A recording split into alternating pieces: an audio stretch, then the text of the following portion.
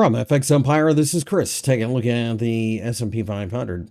The S&P 500 has rallied early during the Thursday session as we continue to see a lot of upward pressure. Ultimately, we are threatening yet another breakout, and therefore it's likely that we could go looking to the 5100 level.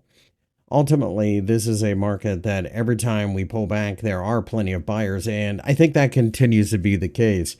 The 4,950 level underneath is an area of major support. And of course, after that, we have the 50-day EMA and the 4,800 level. All things being equal, we need to continue to look at the 5,000 level as an area that we could continue to look at this through the prism of a fulcrum for price. Nonetheless, we are in an uptrend, and that means that we will eventually continue to be the story here. We could go sideways for a while, and that would make a certain amount of sense as you do have to work off excess froth.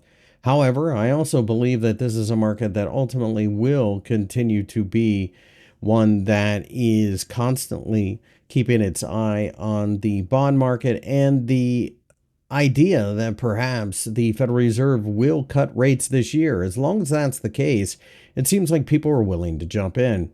Furthermore, you have to keep in mind that the S&P 500 has essentially become a huge ETF of just a handful of stocks.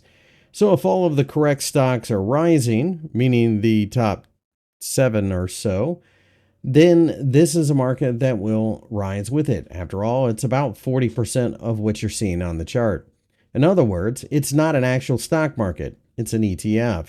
With that being the case, look for pullbacks as buying opportunities, and I do think that we are going to see 5100 sooner rather than later.